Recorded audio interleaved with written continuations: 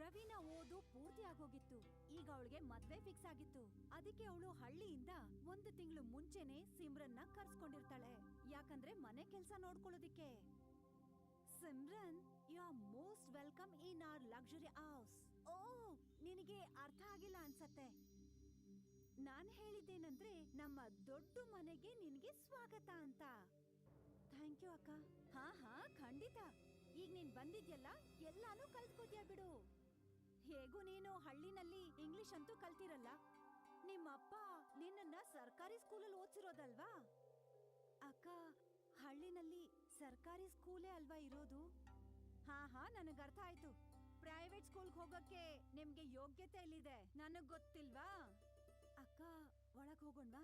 ಹಾ ಖಂಡಿತ. ರವಿನ ಸಿಮ್ರನ್ನ ಒಳಗಡೆ ಕರ್ಕೊಂಡು ಹೋಗ್ತಾಳೆ.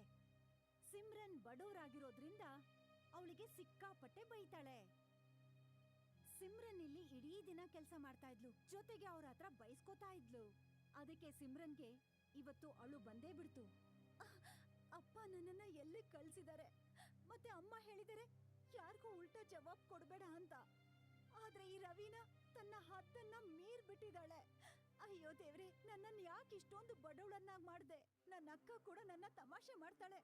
ಆಗ ಹೊರಗಡೆಯಿಂದ ರವಿನ ಬರ್ತಾಳೆ. ಸಿಮ್ರನ್, ಈಗ ನೀನು ಬ್ಯುಸಿ ಆಗಿದ್ಯಾ? ಇಲ್ಲ ಅಕ್ಕ, ನಾನ್ ಖಂಡಿತ ಬ್ಯುಸಿ ಇಲ್ಲ.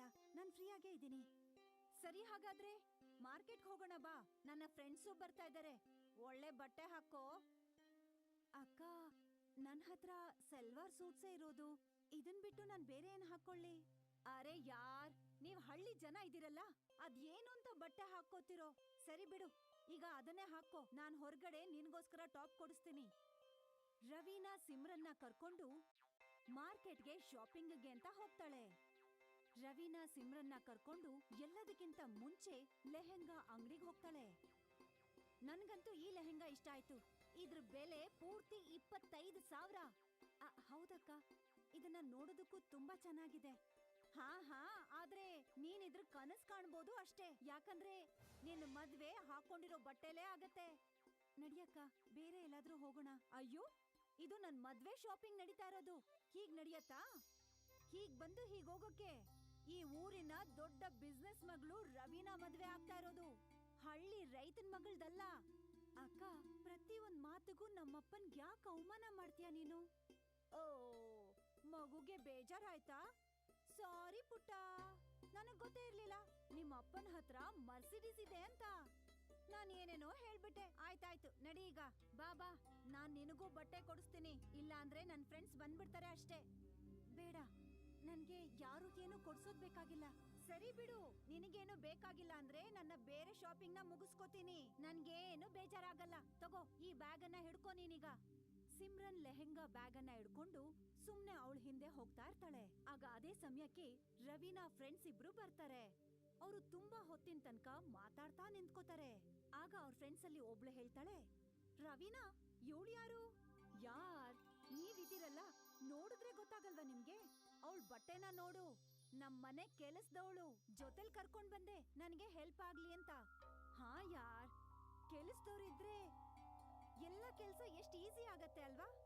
ಈ ಮಾತನ್ನ ಸಿಮ್ರನ್ ಕೂಡ ಕೇಳಿಸ್ಕೊತಾಳೆ. ಮತ್ತೆ ಅವಳ ಕಣ್ಣಲ್ಲಿ ನೀರ್ ಬರತ್ತೆ. ಸಿಮ್ರನ್ ನಿರ್ಧಾರ ಮಾಡ್ತಾಳೆ, ಇನ್ ಮುಂದೆ ಈ ಊರಲ್ಲಿ ನಾನು ಇರಲ್ಲ ಅಂತ. ಅಕ್ಕ, ನಾನ್ ನನ್ನ ಹಳ್ಳಿಗೆ ಹೋಗ್ತಾ ಇದ್ದೀನಿ.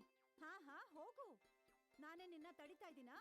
ಆದ್ರೆ ಇವತ್ತೊಂದು ದಿನ ಉಳ್ಕೋ, ಯಾಕಂದ್ರೆ ಇವತ್ತು ಹುಡ್ಗ ನನ್ನ ಮೀಟ್ ಮಾಡಕ್ ಬರ್ತಿದ್ದಾನೆ. ನೀನ್ ನನ್ ಮುದ್ದಿನ ತಂಗಿ ಅಲ್ವಾ, ಇವತ್ತು ನನ್ಗೊಂದಿನ ಹೆಲ್ಪ್ ಮಾಡು. ಸರಿ, ಇವತ್ತೊಂದು ದಿನ ಉಳ್ಕೋತೀನಿ, ಆದ್ರೆ ನಾಳೆ ನಾನು ಹೊರಟ್ಬಿಡ್ತೀನಿ. ಆಯ್ತು, ನಿನ್ಗಿಲ್ಲಿರೋದಕ್ ಮನ್ಸಿಲ್ಲ ಅಂದ್ರೆ ನಾನೇ ನಿನ್ನ ಬಿಟ್ಟು ಬರ್ತೀನಿ. ಹೇಳ್ಬೇಕಂದ್ರೆ ಈ ಮನೇಲಿ ನಿನ್ಗೆ ಏನ್ ಕಮ್ಮಿ ಆಗಿದೆ? ಎಲ್ಲ ಜಾಸ್ತಿನೇ ಇದೆ ಅಲ್ಲ. ಸಿಮ್ರನ್ ರವೀನಾ ಮಾತನ್ನ ಕೇಳ್ತಾಳೆ. ಮತ್ತೆ ಸಂಜೆ ಮದ್ವೆ ಹುಡ್ಗ ವಿಜಯ್ ಕೂಡ ಬರ್ತಾನೆ. ಸಿಮ್ರನ್ ಅವನನ್ನ ತುಂಬಾ ಚೆನ್ನಾಗಿ ನೋಡ್ಕೋತಾಳೆ. ವಿಜಯ್ ಅಲ್ಲಿಂದ ಹೊರಟೋಗ್ತಾನೆ. ಮತ್ತೆ ಮದ್ವೆ ಡೇಟ್ ಕೂಡ ಫಿಕ್ಸ್ ಆಗತ್ತೆ. ಆದ್ರೆ ಸಿಮ್ರನ್ ತನ್ನ ಮನೆಗ್ ವಾಪಸ್ ಹೋಗ್ಲಿಲ್ಲ. ಅವಳು ರವೀನಾ ಹತ್ರನೇ ಉಳ್ಕೋತಾಳೆ. ಮತ್ತೆ ಎಲ್ರೂ ಕಾಯ್ತಾ ಇದ್ದಂತ ಆ ದಿನ ಕೂಡ ಬಂದೇ ಬಿಡ್ತು. ಮತ್ತೆ ರವೀನಾ ಅಪ್ಪ ತುಂಬಾ ಚೆನ್ನಾಗಿ ಅರೇಂಜ್ಮೆಂಟ್ಸ್ ಮಾಡಿದ್ರು. ಹಳ್ಳಿಯಿಂದ ಸಿಮ್ರನ್ ಅಪ್ಪ ಅಮ್ಮ ಸಹ ಬಂದಿದ್ರು. ಉಂಗ್ರ ಬದಲಾಯಿಸೋಂತ ಶಾಸ್ತ್ರ ಶುರುವಾಯ್ತು. ನಾನು ರವೀನಾಗೆ ಉಂಗ್ರ ತೋರ್ಸೋದಿಲ್ಲ. ಎಷ್ಟು ಧೈರ್ಯ ನಿನ್ಗೆ ಎಲ್ರು ಮುಂದೆ ಈ ರೀತಿ ಮಾತಾಡೋದಿಕ್ಕೆ? ನಿನಗ್ ಗೊತ್ತಿಲ್ವಾ ಈ ಊರಲ್ಲೇ ದೊಡ್ಡ ಶ್ರೀಮಂತರ ಮಗಳು ನಾನು. ನನಗ್ ನಿನ್ ಬಗ್ಗೆ ಎಲ್ಲ ಗೊತ್ತಿದೆ, ಅದಕ್ಕೆ ಆಗೋದಿಲ್ಲ ಅಂತ ಹೇಳ್ತಿದ್ದೀನಿ. ನಾನ್ ಸಿಮ್ರನ್ ಮದ್ವೆ ಆಗ್ತೀನಿ. ನಿನ್ಗೇನಾದ್ರೂ ತಲೆ ಕೆಟ್ಟಿದ್ಯಾ? ಅವಳ ಬಗ್ಗೆ ಗೊತ್ತಾ ನಿನ್ಗೆ? ನನಗೆ ನಿನ್ಗಿನ ಮುಂಚೆ ಸಿಮ್ರನ್ ಗೊತ್ತಿತ್ತು. ಆಮೇಲೆ ಇನ್ನೊಂದು, ಈ ಎಲ್ಲ ಆಟ ಆಡಿದ್ದು ನಿನ್ನ ಮುಖವಾಡನ ಬಯಲ್ ಮಾಡೋದಕ್ಕೆ. ನೀನ್ ಹಣದಲ್ಲಿ ಶ್ರೀಮಂತ ಇರ್ಬೋದು, ಆದ್ರೆ ನನಗೆ ಧೂಳಿಗೆ ಸಮಾನ.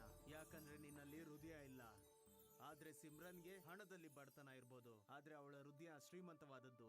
ಮತ್ತೆ ಅವಳು ಊರಿನ ಮಕ್ಕಳಿಗೆಲ್ಲ ದಿನ ಫ್ರೀ ಆಗಿ ಪಾಠ ಹೇಳ್ಕೊಡ್ತಾಳೆ. ಅವ್ರ ಊರಲ್ಲಿ ಸ್ಕಿಲ್ ಡೆವಲಪ್ಮೆಂಟ್ ಕೋಚಿಂಗ್ ಸೆಂಟರ್ ಕೂಡ ಇದೆ, ಅದು ಕೂಡ ಪೂರ್ತಿ ಫ್ರೀ. ನಮ್ಮಿಬ್ಬರಿಗೂ ಒಬ್ರನ್ನೊಬ್ರು ಮೊದ್ಲಿಂದನೂ ಗೊತ್ತಿತ್ತು. ನಿನ್ನ ಸ್ವಯರೂಪನ ತಿಳ್ಕೊಳ್ಳೋದಕ್ಕೆ ಇದೆಲ್ಲ ಮಾಡಿದ್ವಿ. ವಿಜಯ್ ಮತ್ತೆ ಸಿಮ್ರನ್ಗೆ ಮದ್ವೆ ಆಗತ್ತೆ. ಮತ್ತೆ ರವಿನ ದುರಹಂಕಾರ ಚೂರ್ ಚೂರಾಗೋಗತ್ತೆ.